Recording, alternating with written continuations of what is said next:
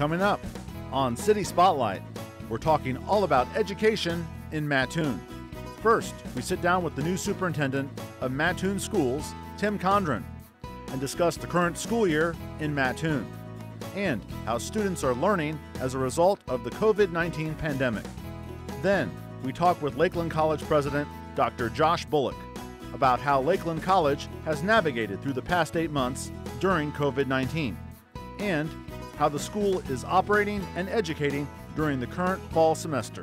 We're focusing on education in Mattoon here on this latest Season 7 episode of City Spotlight.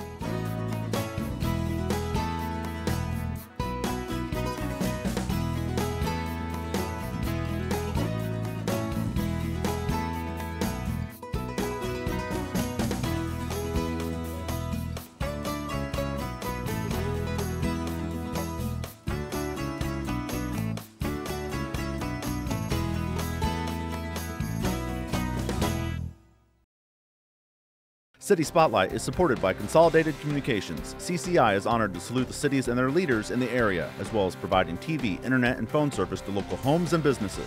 We live where we work and are proud to support the communities we serve. More information available at consolidated.com.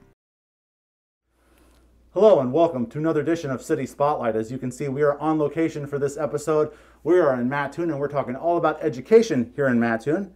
And in this first segment, we're talking all about Mattoon Schools, and we welcome first time to the program the new superintendent of Mattoon Schools, Tim Condron. Tim, welcome to the program. Thank you, Ramin. Happy to be here. Pleasure. And Tim and I are not unfamiliar to each other, as we are both Charleston High School alums. I believe 25 years ago we were in Charleston bands, and lo and behold, we're talking Mattoon Schools here. So pleasure to have you on first time, Tim. Thank you, Ramin. We are taping here with masks on, as we obviously still in the COVID pandemic, and will be for a little while, I guess.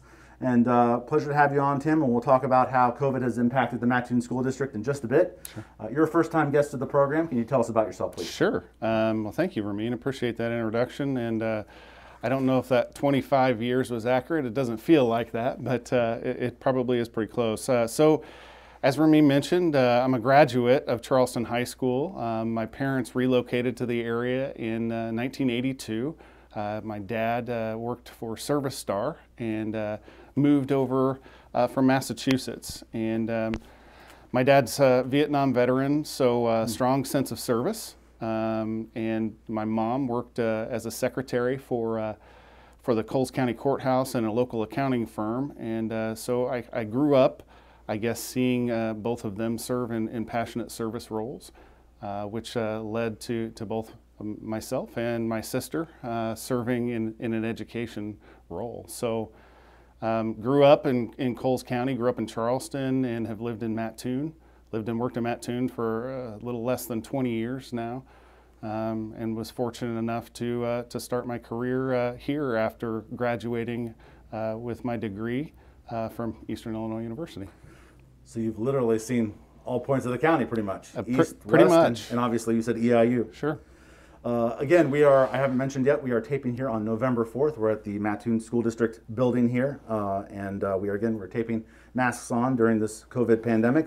Before we talk about the current school year, Tim, just a basic overview of the school district. You have many buildings. We do. We have five main campuses. We have our preschool campus, which is a former elementary called Franklin Preschool. We have our two elementary buildings that the district has been fortunate to have our newest buildings. They were built in 2002 and opened in 2003 with Williams Elementary and Riddle Elementary School. And then Mattoon Middle School, which is directly across our campus there for Franklin Preschool, and then Mattoon High School, which serves our largest enrollment.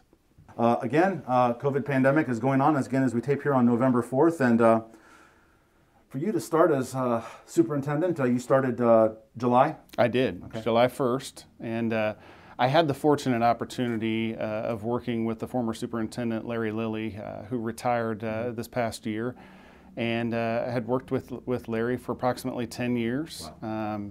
So, you know, when the pandemic started to initially occur back in March, Larry started to transition some of those responsibilities, and I'm grateful for that. He had the vision to see that we were likely going to be continuing in this pandemic state for longer than his tenure. But I couldn't do this without the supports of our team, Dr. Christy Hild and Dr. Dave Scosi and Mr. Tom Sherman. They all play a critical role for us, and as well as our administration and staff. You mentioned how long you've been in the Mattoon School District. What other positions did you have prior to being the superintendent? Good question, Ramin. So I started out, I actually did my student teaching in 7th grade with Paula Zinschlag, one of the dearest people who started me down this path of education, and moved into a teaching position at the middle school here, and spent some time in 6th and 7th grade teaching, and felt and was encouraged by some mentors to return to education and start to pursue a master's degree in administration. And then I was fortunate for the opportunity to serve as an assistant principal. So the pandemic hit, obviously, as we know, and really started to take shape here in Illinois mid-March. Prior to you officially taking over as superintendent, and then the planning for the new school year. Talk about that time frame here in Mattoon and how that all works. Sure. I have to commend, Ramin, our administrative team, our building principals and assistant principals, dean of students at our middle school and high school, and our district nurses and our school nurses. We entered just like school districts across the state and across the nation, entered into this uncertain time, and it was all about flexibility and being able to adapt, and we were learning so quickly, about the pandemic and ways we needed to shift to keep our students and our staff safe. So, I credit them and their work around this. They've worked many hours tirelessly to make plans and then to change plans and make new plans and to change those new plans. So. I think just like educators all over, we've been put into our roles as an opportunity to help serve our students. And the pandemic has cast a new light on how we can provide, instructional opportunities for kids. So I think moving forward, we'll see some advances in education, and hopefully some of those things will be advantageous for students in meeting their needs. Certainly, as you talk about changes and advances, I think it's easy to say that the technology will be a big part of that way of teaching moving forward. Tim is our 5th educator in a row that we've had here on City Spotlight to start season 7. Great to hear your perspective on how things are going, and a lot of your comments mirror all the other educators that we've had on to this point here. So let's talk about the current school year that you're in right now. Again, we're taping here on November 4th. Tell us how students in Mattoon have been learning and will be learning, and I guess all the above. Well, we started out the school year, back in July, coming up with plans to reopen in person, and then on August 12th, we were in consultation with our local health department and made a decision to go strictly remote for the first quarter. Right. So we started school on August 17th. And through October 16th, we all of our students were remotely. We brought a few students back, some special ed students that needed some further assistance where remote was not meeting those needs. So we started to entertain those ideas around what could some in-person learning look like, and began to research what other school districts around the state had started their year doing. And it appeared the most feasible for us to be able to maintain the social distancing. It would be to utilize a hybrid approach, a hybrid model. We are very fortunate to have the school buildings that we do, and are grateful for what our community has supported in those areas. However, most of those buildings, except the elementary buildings, were built in the 1950s. Yeah. So their classroom sizes are a little bit smaller, and there's limitations, even electrical limitations, that, in 1950, they weren't necessarily thinking about one-to-one devices for Chromebooks for all kids. So or big gigantic monitors like in this room. Or big gigantic monitors, right. So, we made the decision to keep our staff and our students safe by saying, how many students can we bring in and maintain that social distancing? And we started this hybrid learning plan on October 19th. Right. Okay. We've had previous educators on from Arcola, Tuscola, Arthur, and now Mattoon. And obviously, as it's been said by the previous educators that have been on, every community has to do what's best for their community. Would you agree? I absolutely agree. Okay, very good. To this point, you're now using that hybrid model. What feedback have you heard from all that have had to endure this, the teachers and the students? We've sought feedback throughout this process, even during the first quarter with remote learning, and we sent out surveys and listened to community members, to staff members, to our administrative team around how can we be responsive to the needs that we're hearing. And I think that at this point our hybrid plan is working. We're continuing to seek feedback on that. One of the key factors I think that has helped this process be successful has been listening to the results that we heard from our responses around remote learning. And one of those areas that was a real, struggle or challenge for our parents was that of childcare. And primarily for our working families. Right. So when we started the hybrid plan, we were fortunate enough to work with some community partners that we're extremely grateful for, with Roe King, with the Fields Church, the YMCA, right, as well as Broadway Christian Church, and offered up the opportunity to have spaces that could ensure the social distancing for our students during those times that they would not be in attendance at a school building. So to answer your question more bluntly, Ramin, I think at this point we're doing well, and the feedback that we're hearing has been extremely positive. Okay. Folks have seen that this episode at home for the first time in the latter half of November. You're in the second quarter right now, the school year. When does that end? That ends at the end of the semester, at the end of December, before we leave for winter break. Okay, very good. And one thing I was not allowed to not ask a few of my coworkers, particularly one person you may know very well, talk about the sports aspect of how things are going, and very unique circumstances for the athletes, all levels of your school district, not just the high school level. But how have those athletes and coaches dealt with this in the preparation and having a lot of their seasons, for most of them, delayed? Mm-hmm. Yeah, it's been a challenge in a lot of ways, but I would say that I returned to my days as an assistant principal or as a teacher at the middle school, and the resilience of our students, I think, is what drives this. Our students have a great understanding that we're all trying to keep them safe, and the staff and the coaches as well. They understand, and we want students to have that normalcy as much as possible. But our drive has been to do that in a safe setting. How can we keep our students and our staff safe? And I'm hopeful. Where we sit here today, it seems to be that there's hopeful some collaboration between the state as well as the IHSA, the High School Sports Association, and I hope that they come to some conclusion as to how we can proceed with some winter sports, specifically basketball. Absolutely. It is a great opportunity, as we all know, that have had the understanding of working together with a team and what that builds, not only just from an educational perspective, but from a social perspective. So, our hope is that there'll be some resolution to that here soon in the upcoming days. I like the comment about the team aspect. As I referenced at the very beginning of the interview, Tim and I were in the same band, and that could be like a team too, and definitely that social interaction is very much needed. It is. It's critical. Yep. Absolutely. Final question for you, Tim, and we appreciate your first time appearance here on City Spotlight. We're taping here in early November for the folks home in Mattoon. What can you say to the community and all the students that have working together as a team to make this all possible? Yeah, I can't applaud the community and the families and our students and our staff enough.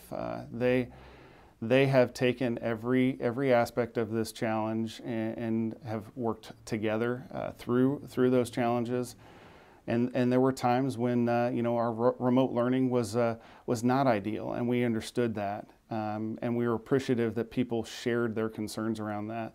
But likewise, they also sought ways to overcome. And I think it comes back to we all have to work together through this and choose how we respond, choose our weather to help one another through every aspect of this, and hopefully, become better in that process, beyond the pandemic.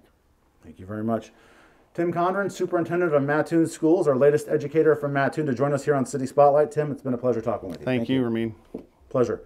And coming up next here on City Spotlight, we'll continue talking education in Mattoon. We'll get caught up on the latest going on at Lakeland College with Lakeland College President Dr. Josh Bullock. But first, let's take a look at some of the upcoming activities going on in Mattoon.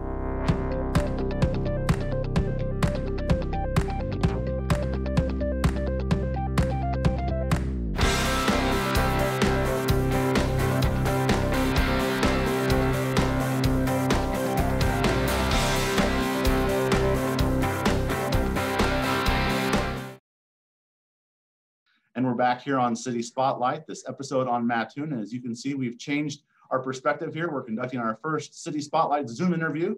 And we continue this episode on Mattoon talking education. And we welcome back to the program the president of Lakeland College, Dr. Josh Bullock. Josh, great to see you. Great to see you too, Ramin, and thank you for inviting me back.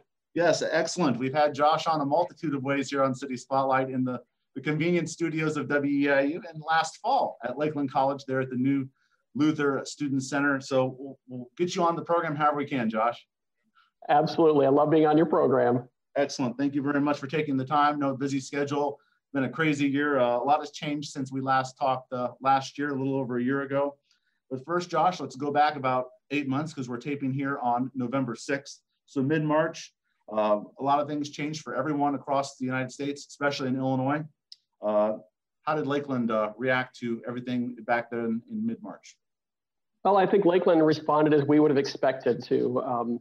I'm so proud of our staff. They've always been flexible. They've been agile. They're willing to try new things. And when the pandemic hit and we went on the state lockdown, we literally transitioned all of our courses and all of our labs from the majority face-to-face to everything being virtual within about 2 weeks. And what really impressed me was everybody just buckled down and did what they had to do. There was no complaining. There was no sense of, gosh, why is this happening to us? Everybody said, we know what we have to do and we're going to do it. And it really made me proud to lead such a great group of individuals who really had the best interest of the students at heart. So it was an interesting transition, but much like all of higher education, we made it through. And I think we've continued to learn a lot as we've worked through the pandemic. Having to react at a split-second notice to kind of have to shift gears and adjust on the fly. What was that like for you personally? That, okay, we got to change what we're doing here and we got to do it now. I think what we saw among myself and many of our leaders was this extreme intensity and hyper-focus. As soon as we realized what we had to do, it was 14, 16-hour days, weekends, all of us on our emergency operations center getting together and mapping out what we needed to do, assigning those tasks and having everybody really do it. And when it was done, I shouldn't say when it was done, but when everything was switched over, we really kind of took some time to look back and say, okay, how did that work? And I think we've done that assessment throughout. So it was what we would expect from folks. People just, again, focused on what they needed to get done, and they did it. And you were able to focus. Everybody was able to finish off because you were in the middle of, obviously, the latter half of the spring semester. So the campus community was able to do that. And as I see down on my notes here, you were able to give some much needed financial aid and to help the students get through everything. We were, and when the pandemic hit and the federal government passed the CARES Relief Act monies, Lakeland College received some of those funds, about $1.2 million, to distribute to students. So we quickly put a protocol in place to be able to help those students who needed us the most. And in the spring term alone, we awarded over $800,000, which to me, to over 850 students, was absolutely remarkable. That was to help students purchase technology, to pay their bills. We had students who were working part-time that they could no longer work. And so they were very nervous about where their money was going to come from to survive. And so I can't say enough about our financial aid staff that helped us to distribute those funds. And we know that now that we're in the fall term, we have expended all of the funds and helped about 1,400 students in the process to continue their education. one of the things that when we went back and kind of digested after the spring semester ended, we had a lot of concern of how many students really did we lose that didn't reach out to us and truly struggled. But what we found was the grades of the students in the spring term, even during the remote time, were comparable to what they would have been during a traditional spring term. And the retention was actually higher. So I think because we had students who we were so focused on serving them and making ourselves available in whatever way we could, that despite the tragedy of the pandemic, they really felt valued. And I think that helped them to persist. And so we continue to learn from the pandemic. And I think one of the things we learned was that our students are extremely resilient. And if we make our services available, they will take advantage of those. Resilient is the perfect word you use there for not just education, but everything during this crazy pandemic, which has been impacting us here in Illinois for going on 8 months now here as we tape here again on November 6th. So we're still in the early parts of this new season of City Spotlight. These past 5 episodes, I've talked with a bunch of educators, K through 12, higher ed, such as yourself, and across Central Illinois. And I've heard universally from all these educators, and I'm sure you'll agree, about the process of having to adjust to your respective campus and community to get ready for this new school year. Talk about Lakeland's process as you shifted from the end of last school year to those crazy summer months of having to prep for the new norm, as everyone says now. Sure. It really is a new norm. We spent a great deal of time this summer working on our plans to come back to campus. Our return to campus plan was extremely comprehensive. We followed guidance from IDPH, from the Illinois Community College Board, from our local county health department. We worked very closely with them. We worked with our faculty to really determine what's the appropriate way to serve students and how can we do this together to make sure that students are getting the quality education they need, while also making sure that we can reduce concentrations on campus. So we spent a tremendous amount of time putting our plan together. Anybody who comes to campus now needs to complete our campus access visitor form, our screening form before they come to campus, pass through our screening tent on campus. We have one entrance open. Most of our buildings have only one entrance to get into the building. We have pathways marked. We have social distancing marked. Our physical plant staff did a wonderful job for those labs where we do have students in place, or our services, making sure that social distancing could be adhered to. So it really was a team effort to get us to where we are today. And again, I am amazed at how it all came together because everybody knew what we had to do. And I think that's just the mantra, as you said, the new normal. I've seen that throughout all of higher education, is everybody's pulled together to make sure we can serve students. So it was a challenging summer, but when we opened in the fall, I think we were very well prepared. Excellent. All right, let's not wait any longer. Let's talk about the current school year, which is obviously now a couple months in as we tape here in early November. When did the academic school year start for Lakeland? How are students learning? And obviously, you kind of already alluded to talk about and emphasize the safety protocols that you have going on there at Lakeland. Sure. We started in mid-August, like many of our peers in higher education. And we have a number of formats for students to learn. One of our primary goals was to make sure that those areas where students needed hands-on learning, we were able to accomplish that. And so we worked with our faculty to make sure that happened. So many of our labs are on campus. Of course, social distancing is required, masks are required, all the things that we would normally do in preparation. And with those students on campus, we were able to provide that hands-on experience. We looked at anything that might be lecture-based, for instance, and looked at various modalities for that. So we have the online option for students. We have those that are virtual synchronous, where students do some of their work online, but they still meet with instructors either once or twice a week, virtually, like we're doing today, where they can still have that face-to-face interaction.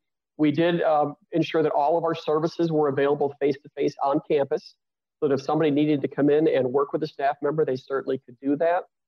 So we took every precaution we could, but also making sure that we had opportunities for face-to-face.